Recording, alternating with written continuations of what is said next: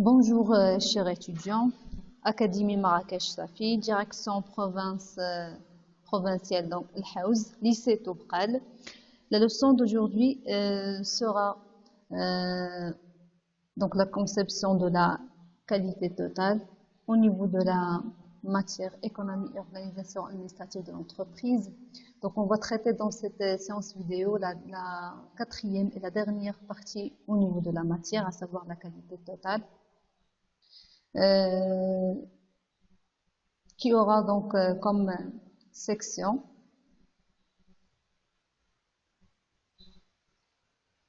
premièrement, comme premier chapitre, on abordera la conception de la qualité totale.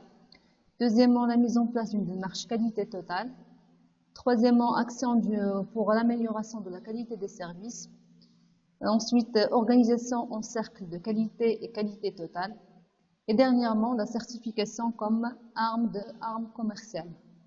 Comme je vous ai déjà dit, on abordera aujourd'hui la première section, bien le premier chapitre, qui sera intitulé « La conception de la qualité totale ».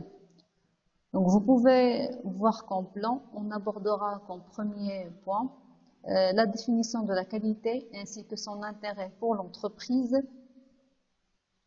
En deuxième grand point, on va faire la différence entre deux types de qualité, la qualité interne et la qualité externe.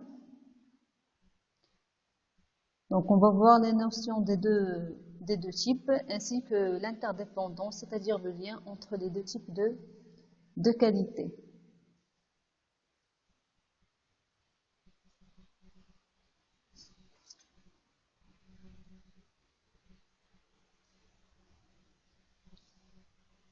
Donc je commence par un exemple. L'opérateur Télécom Inouï est classé meilleur opérateur mobile pour la troisième année consécutive. Pourquoi? Donc il a réalisé la meilleure performance pour son service Internet mobile au Maroc. C'est-à-dire que l'opérateur offre un produit satisfaisant pour ses clients. C'est pourquoi donc il est considéré donc un produit bien, un service de qualité. De cela, on peut définir la qualité comme l'aptitude d'une entreprise donc à présenter un produit ou un service qui va satisfaire les besoins de ses utilisateurs. Bien sûr, cette capacité ou cette aptitude ne peut être que bénéfique pour l'entreprise. C'est pourquoi le deuxième point sera l'intérêt de la qualité pour l'entreprise. Généralement, on peut distinguer entre trois types d'intérêt. Donc, un intérêt via un rôle économique, un rôle commercial et un rôle social. Pour le rôle économique, donc il aura comme conséquence l'augmentation de la rentabilité de l'entreprise. Je m'explique. Alors, un produit de qualité ou bien une entreprise présentant un produit de bonne qualité, chose très désirée par les clients. Donc, il y aura une augmentation de la demande, augmentation des ventes ainsi que du chiffre d'affaires. Ensuite, une augmentation des bénéfices de l'entreprise. Pour l'intérêt ou bien le rôle commercial, donc qualité égale augmentation de la clientèle. Bien sûr, une entreprise réputée donnant un produit de qualité gagnera la confiance de ses clients. Elle aura une bonne réputation et aura un gain de l'image de marque, donc qui fera élargir le nombre de ses clients. Dernièrement, pour le rôle social, donc qualité égale bon climat social. Donc la recherche de la qualité nécessite l'engagement des salariés. Ces derniers que l'entreprise doit motiver par de bonnes conditions de travail, peut-être par une augmentation de salaire, par l'octroi d'avantages de nature, donc pour les motiver donc à produire plus et mieux. Donc ainsi, la première partie donc qui aborde donc la définition ainsi que l'intérêt de l'approche qualité au niveau de l'entreprise. La deuxième grand point, c'est qu'on sera consacré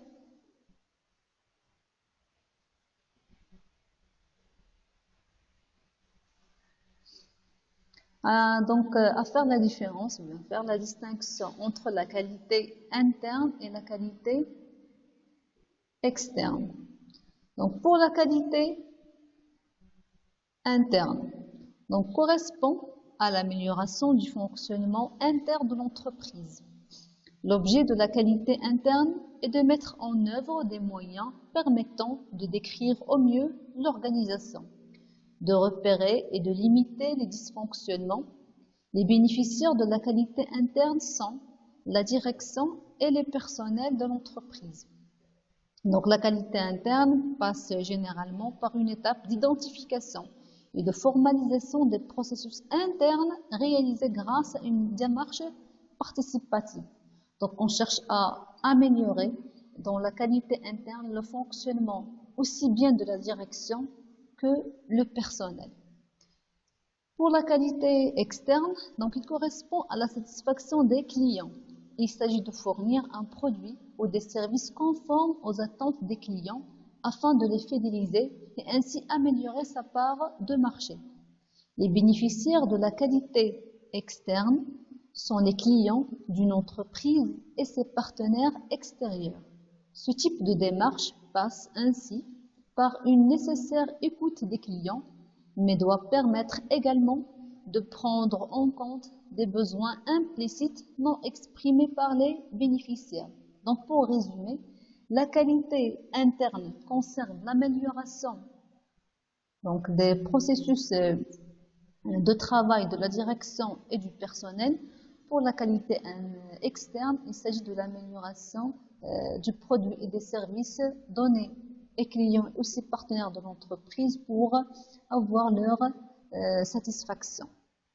Bien sûr, la qualité interne et la qualité externe ne sont pas déconnectées. Il y a une interdépendance entre les deux types qu'on peut expliquer ainsi. Donc la qualité interne peut influencer la qualité externe de deux manières. D'une manière positive, donc si les salariés travaillent dans de bonnes conditions de travail, reçoivent des salaires motivants, s'impliquant dans le travail, cela va se répercuter sur l'appréciation du produit de la part du client.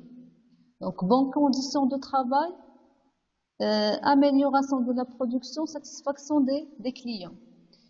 Et la qualité interne peut influencer négativement la qualité externe. Comment?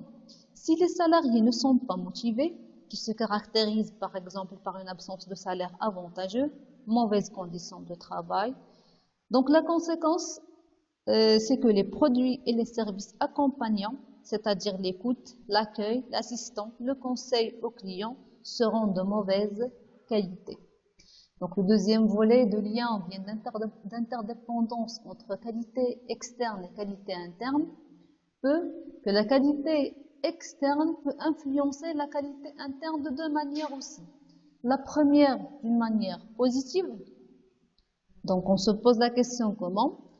Donc peut-être lorsqu'il y a une bonne appréciation des produits par les clients, le chiffre d'affaires de l'entreprise va augmenter. Cette dernière va utiliser l'argent gagné pour améliorer la situation sociale des travailleurs, introduire des nouveautés dans l'organisation du travail au sein de l'entreprise, achat de matières premières de bonne qualité. Donc une fois on améliore la qualité externe, automatiquement donc ça a une conséquence sur la qualité interne. La deuxième manière, celle donc de manière négative, donc une mauvaise qualité externe du produit de l'entreprise va générer ou bien créer de faibles recettes au niveau des ventes. Cela obligera l'entreprise à réduire donc ses dépenses et surtout salariales. Donc ils peuvent se caractériser par une diminution donc de primes ou bien d'avantages en nature ou même de licenciements. Alors la séance d'aujourd'hui donc prend fin. Je vous donc remercie pour votre attention et à la prochaine.